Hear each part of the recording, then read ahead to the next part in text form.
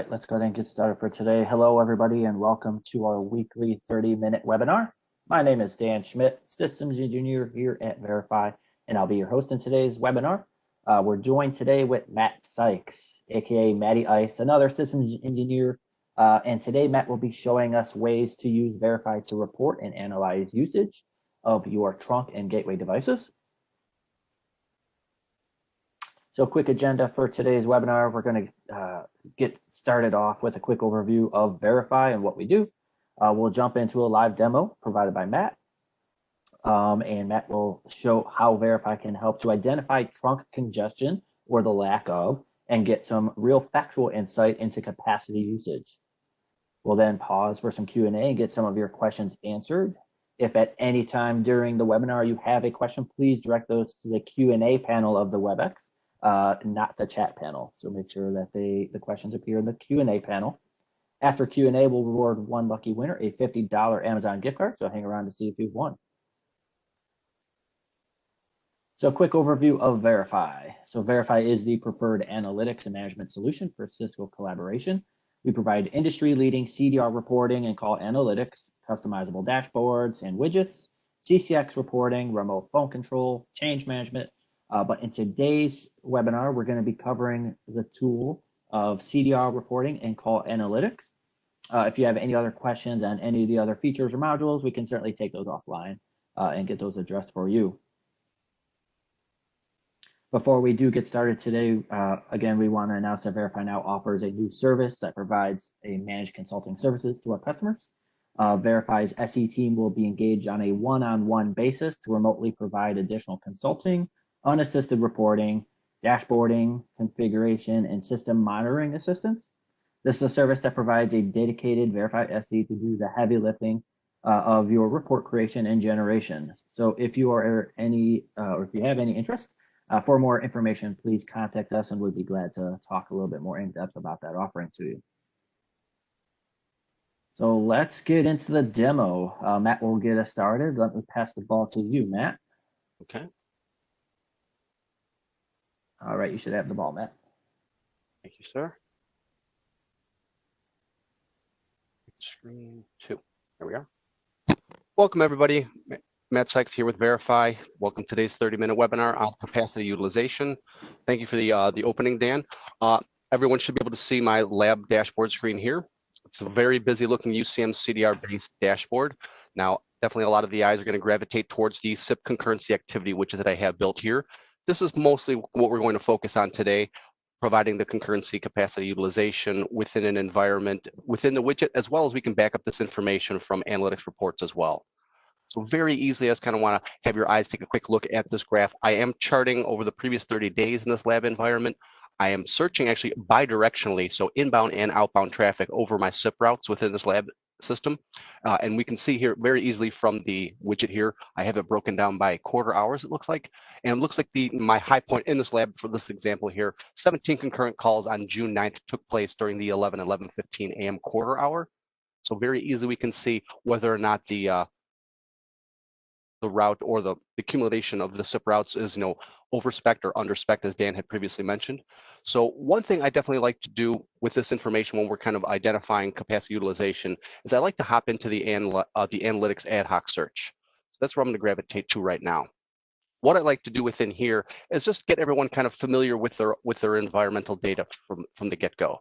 So I'll very easily just utilize our default search criteria option, which is original called party number. I'll flip a Boolean operator to starts with and utilize a single character wildcard of a capital X, starts with capital X. Should bring me back everything I'm looking for. Time period I'm looking for, previous 7 days. I just want to briefly look at this lab systems data and have everyone's eyes kind of look at certain pieces that we can pick and choose at our disposal to utilize for the capacity results. So these results will return back a few thousand rows here. And we will be able to see the device names, the device types, end user IDs, obviously DNs and all that good stuff.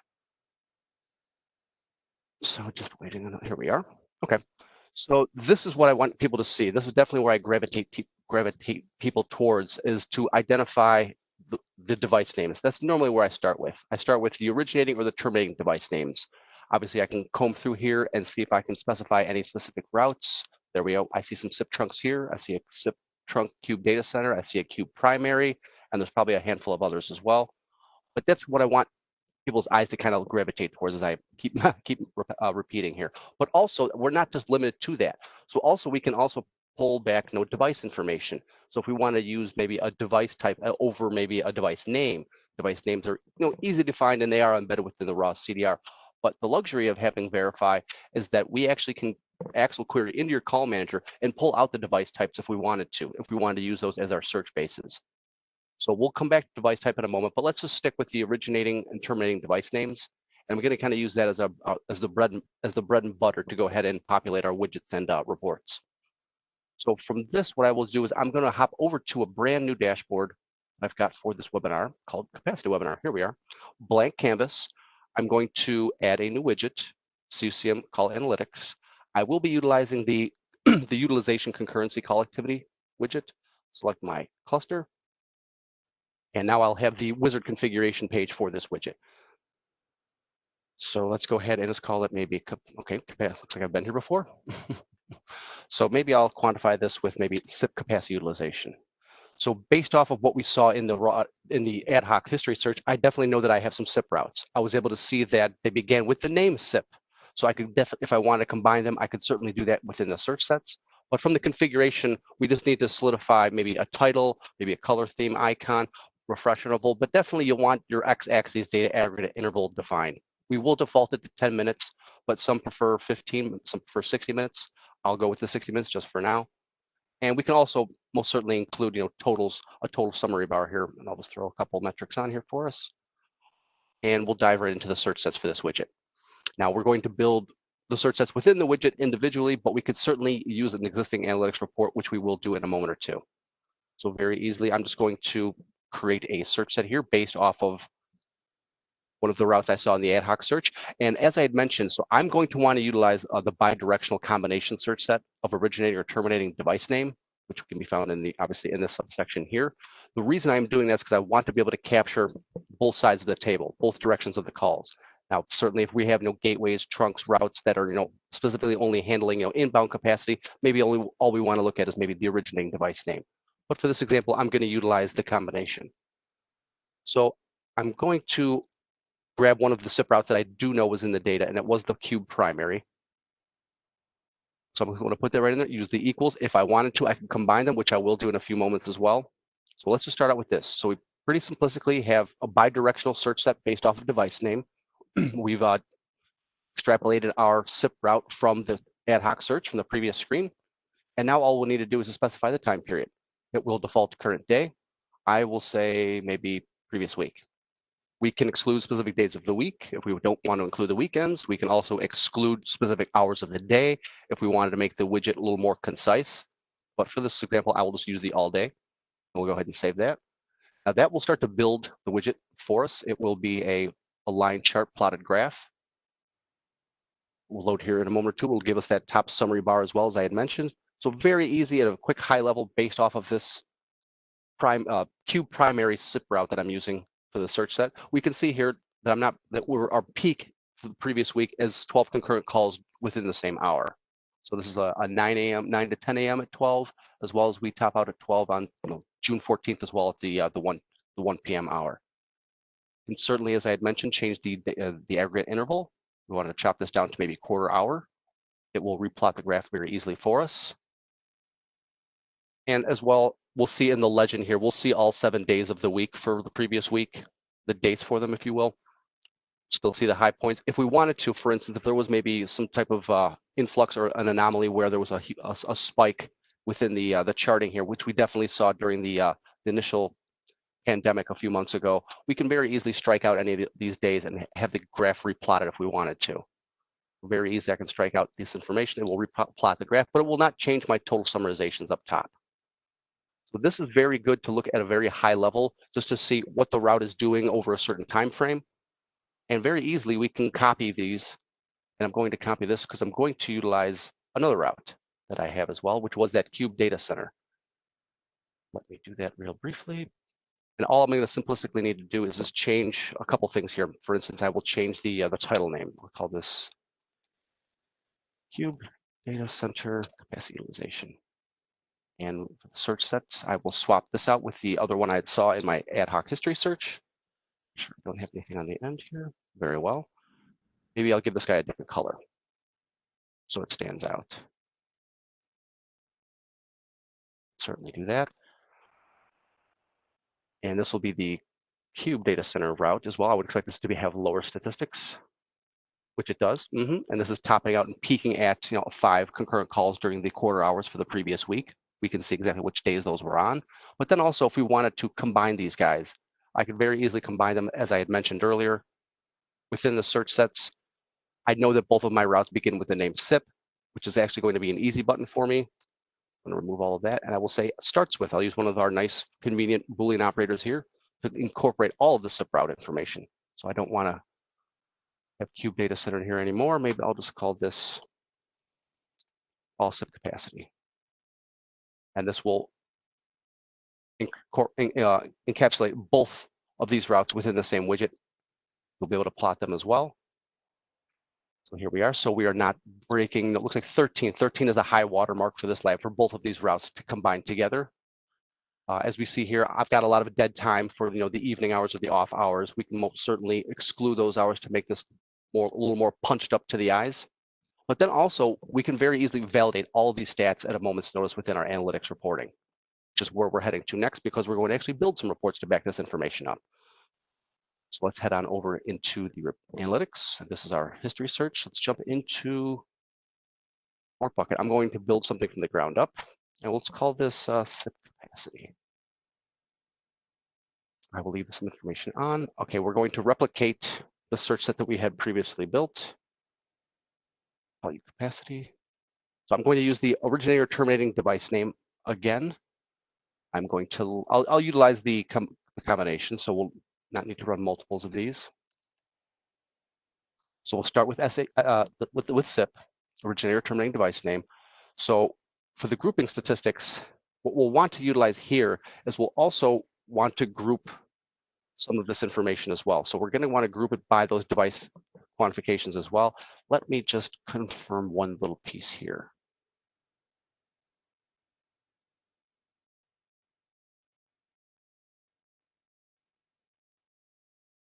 Correct. Sorry, okay, pardon me. All right, SIP capacity. So once again, I'll be replicating that search set. Let's call this SIP. The search set name for the widgets is somewhat cosmetic. It will never show through to the widget results, conversely as the analytic reports will. So actually, I better relabel this. Let's call this all SIPs. All SIP routes, we'll call it. Originator terminating device name begins with SIP. This will very easily encapsulate both of them. Obviously, if SIP is somewhere within the within the device name within your data, obviously we can use a contains and ends with, or an equals if we want to be specific. We'll hammer that home. But now we want to group this information. So we want to give a secondary grouping layer, which is going to be more capacity based for us. So I'm going to utilize the same search combination function that I did before, which is the originator terminating device name. From these, I'm going to turn off the grouping because I don't necessarily care about the totals. I mean, the totals are nice and everything, but I definitely think the utilization, the peaks, the valleys are definitely what are gonna stand out. So, but the reason I'm bringing this down here is because I want to turn on actually some additional concurrency within the groupings. So let's just go ahead and turn those on real briefly. And then we'll mosey next door to the search set statistics. And as well as in here, I can also turn on capacity utilization within here from the search set as a whole. So from the search set as a whole, I'll get the capacity utilization for bidirectional device names starting with SIP. In the grouping statistics, I'm actually going to group it based off of each one of the originating or terminating SIP routes. We'll get that information. We don't need the call history details. That will be a little cumbersome, a little lengthy. Let's go ahead and save that, and let's run this real briefly to back up our previous widgets. Okay, SIP capacity here. We will go ahead and give this guy a run for the previous week. There we are. Let's go ahead and run this, running it in a PDF format. And this will give us it will give us a summary section for the total calls. That can very easily be suppressed if we don't need to see that information. But definitely the grouping information and the concurrency stuff is of paramount for this report. So this will return here for us in a moment or two. Okay, good. It didn't surface on another screen. Very good. Okay, as I mentioned, so yeah, we have the table of contents. Normally I suppress that as well, but we have the high level all SIP routes search set that we built with the combination search set here. Obviously we see the totals, all of that is nice and good, can still be included, but can be suppressed if needed. Oops, I didn't mean to jump down. Okay, so what I want our eyes to focus on now within the report, it's going to be the concurrency activity summary. So we can see within this lab environment, I've got my peak concurrency between both of those routes is going to be 11. So 11 was my high water mark, and that only lasted for a minute and 15 seconds. But the average concurrency between these routes within the environment over the previous week is going to be 0.29 concurrent calls. Sliding down the report, we've got a couple more pages. Here's the chart. So we're charting this for the previous week as well. So for both of them, we can see exactly, I believe the high watermark was 11 on the previous table. So that's exactly what the graphical representation is here. Once again, we're chopping, we can definitely filter out, I suppose, dormant or unused or after hours times to make the graph a little more clean. But we can definitely see by the color legend what days of the week it's referencing as well. And I'll scroll on down here. Now we have the concurrency activity table. Now this is actually going to show us, how often and what the time percentage actually is that there is concurrency happening over these routes bidirectionally. 0 concurrent calls is pretty much idle, so there's nobody utilizing any traffic on the SIP routes at that time, 89% of the time. But we can see that high watermark that was the 11, for the minute and 15 was the time that only happened 1% of the time. So very seldom are we hitting that high number of channels being utilized, but very easily we can deduce this information to know whether or not we're overspec or underspec on, with the capacity that we have within the routes and the environment. And then below this, then this is what the grouping section that did for us. This is the capacity utilization toggles that we had turned on. Now it's going to list out what our routes are. So I definitely see the Cube Data Center, which was the smaller of the two, and then the primary. And then we can see the stream capacity, as well as the utilization average, the peak stream utilization, as well as the time, and then the totals on the back end. But definitely, this is definitely good meat and potatoes for the information for the capacity utilization from, a telecom management aspect. And then we'll break it down by each one of the routes as well. We'll give their graphical representations as well. We will give their streams or the time frames. And that's it for these 7 pages for this simplistic SIP capacity for bidirectional usage on my SIP routes in this lab. So that's all good information to have. We can and as well as we have that information in the widgets as well, can easily show that at a very high level graphically with nice color options as well. But we're not just limited to capacity utilization within just SIP routes, within routes, gateways, or trunks. We can also look at a lot of other information as well. For instance, if we wanted to, let's take a look for my Adhocs. So for instance, if we didn't want to maybe sift through the CDR and actually find our devices and see what the patterns are and go through pages and pages and pages, we also give the option to utilize the lookups.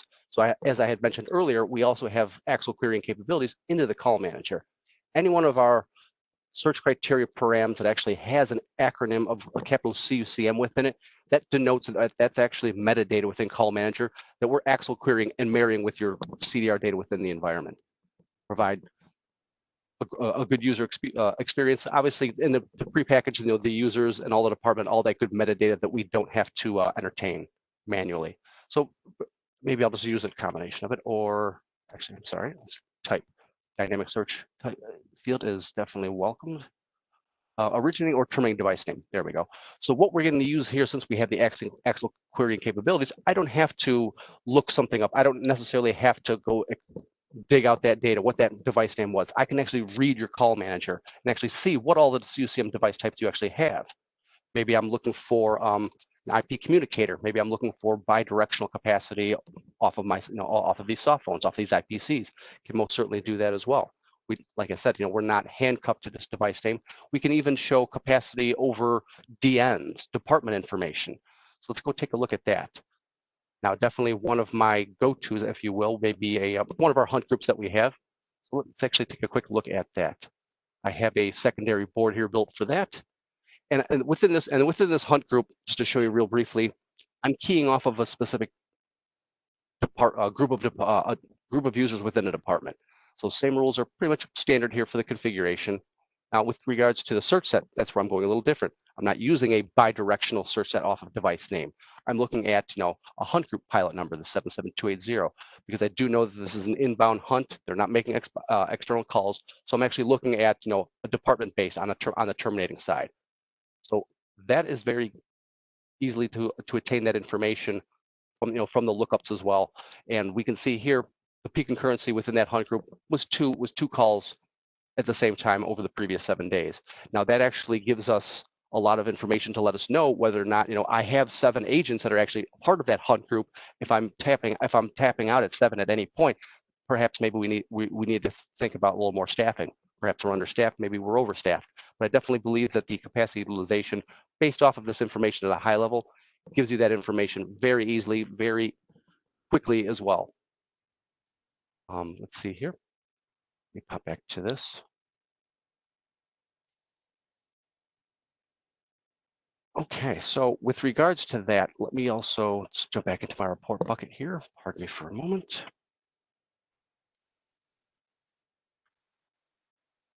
And I'll look at maybe one of my capacity test reports here. This one is utilizing, let's see, device name of SIP, but I could also, as I had shown before, maybe I want to look at maybe a terminating department. Maybe I want to look at that maintenance department that I know has a lot of users sitting in it. Now, once again, I have a CUCM acronym in here. I don't have to look up this information. I let the Excel querying do the lookup for me. I know that there's a maintenance department within this UCM, and I actually want to see the concurrency within this maintenance department. I have the concurrency turned on within the grouping. I am grouping it by device name. No, let's go ahead and group it by an end user ID. So let's actually give the end users a shot here. Search set statistics, we have the concurrency turned on here as well. Okay, let's go ahead and save and run this for the previous week. Just to give you an example that we're not locked into this providing capacity for the routes and the trunks and all that. We can certainly do it over DNs. We can do it for hunt group agents, for operators, meet conference bridges. A lot of capacity utilization can be extrapolated out of Variphy at a moment's notice with this methodology. And while we're waiting for this to build, we do have KBs for this stuff as well. So here's a very easy, straightforward knowledge base article off of our website. Shows how to go ahead and prepackage and build a capacity report within the environment. And of course, my report popped on my other page. Here we go. So, okay, so ignore the search set name, my apologies. But we're keying off of the maintenance department here, calls that are terminating in the maintenance department. So once again, we see our totals. That is all nice and dandy, but we want to know what the peaks and the valleys are. Now I know that I've got about 7 or 8 agents within this maintenance department, but we're only peaking out at 4 concurrent calls at the same time for 1 minute and 7 seconds max from the previous 7 days. From there, we can see what those 4 are, and we can actually even see what the users are. I actually think I owe I needed to put a grouping search set in here, but very easily I can add that in there, so we can actually trim this down to only provide back maybe the handful of maintenance department users that I'm actually looking for. And I should have baked that in there with a department search lookup. So let me actually just do that really quickly. But then all as well, underneath the grouping section of those agents that are handling those calls, we can see what the utilization is, which we'll get back to in a second. Grouping search set.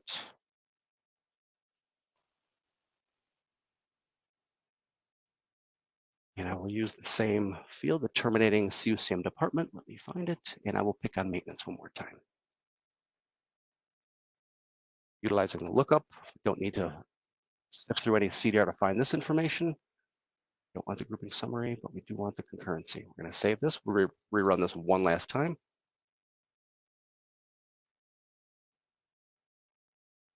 Previous 7 days, very well. Obviously, we can run this in multiple formats. However, PDF does provide us the charting capabilities. And this will be, should still have the peak concurrency of 4 with that minute and 27 seconds, I believe, of the peak concurrency time. And maintenance issue is taking a little bit too long. Oh, there we go. There we are. Okay, I've got some things I need to show up in my lab, but definitely for the maintenance, we definitely know that the concurrency is at 4. So we definitely know there are 4 concurrent calls that is the peak of the concurrency for this maintenance department on the terminating side. My grouping search set didn't work to my specifications here, but this should have brought back only the handful of maintenance department people that are in here. So we can definitely see what their average stream utilization is, their peak, the time in the peak, as well as the total calls. It's a longer list than I expected.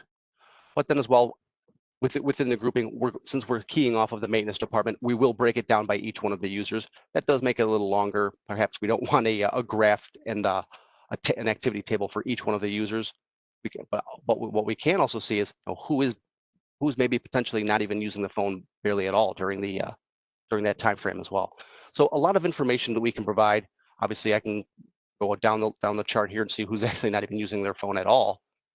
Service calls for the maintenance department, but very easily we can pull usage information for the capacity, for the routes, for the trunks. That's a layup, but definitely we can do it for for the departments, for operators, for conference bridges, a lot of bevy of other information that we want to show capacity for your environment. We can most certainly do.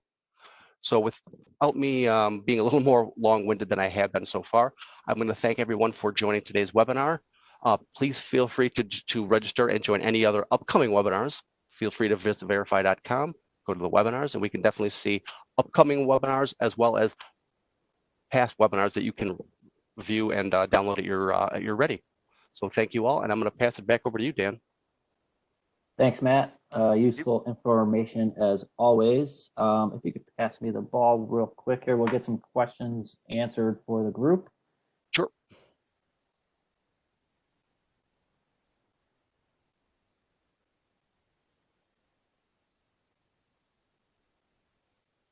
All right.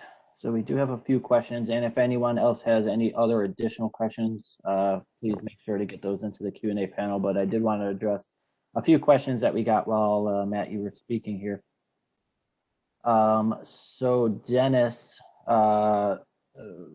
throughout your explanation of the hot group and how we could kind of use those for capacity statistics, Dennis asks, what kind of relevant information can I get in searching for my native queued hunt groups? Dennis, like, we see this a lot, right? Some organizations choose to use the built-in native call queuing hunt groups instead of like an external contact center or UCCX. So we do see this a lot, and what we actually see is in that data, a call will basically be calling a parking lot device, a C00 device. So as Matt showed, right, you could simply query on calls going to the hunt group. You're just going to want to build on top of that filter and say, well, in addition to that, also show calls that are being parked. This is essentially saying, well, show me how many calls are parked or are in queue simultaneously. So what is essentially my max number of people waiting at any given period of time? And so very well, we could give you that statistic by using the capacity utilization, but looking not on the SIP trunk per se, but the hunt group along with the call parking lot device. We could very well do that. Yeah.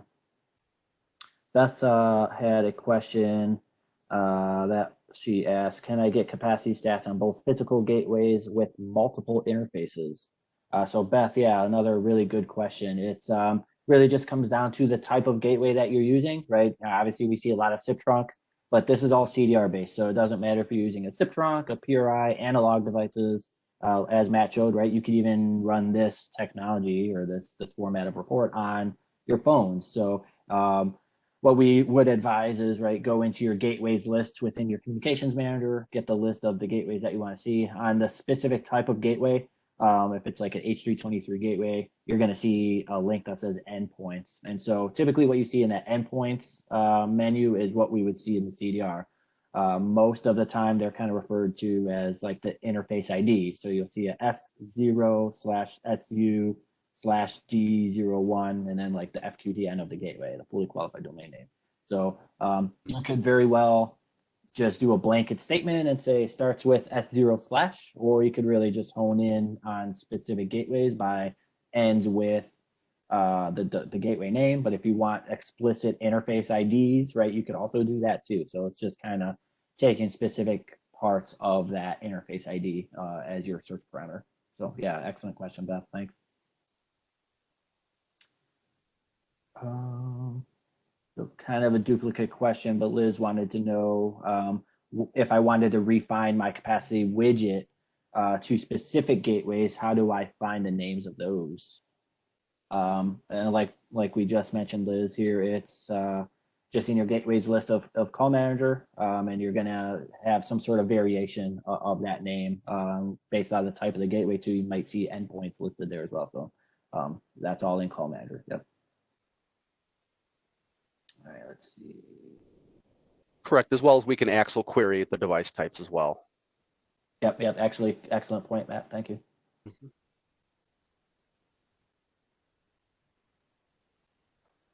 See if that's all that's in the Q&A panel now. Let me check the chat panel, make sure I'm not missing anyone there. All right, that is all the questions that we have today. And as always, guys, if you have any questions regarding the topic, please just let us know. You can email us at support@verify.com, or you can even reach out to Matt or myself directly, and we'll get those answered for you. But at this time, just to be time conscious here, it is time to announce the winner of the $50 Amazon gift card. Drum roll. Today's winner is Tony Karkowski. Thank you, Tony, for joining. And thank you, everybody else, for joining this week's 30-minute webinar. Tony, we will be in touch with you shortly after this session to see how we can get that gift card over to you. And just as a general reminder for everyone, right, we are doing a weekly 30-minute webinar on various topics. We have a lot of new topics coming up next month as well. So be on the lookout, as Matt said. Head to our webpage, verify.com/company/webinars. You'll get a listing and the ability to reserve your spot on those webinars there. And for any of the other features here not discussed today, but some of the other things like DID, DN management or as built, you could head to verify.com/trial and get an evaluation copy to test those features out. So with that said, I do want to again thank everyone for joining. We really appreciate your time. We know you're busy. So that is it for today. Please go out, be safe, and please be nice to one another going forward. So thank you, everyone. We'll talk to you next week. Bye-bye. Thank you all.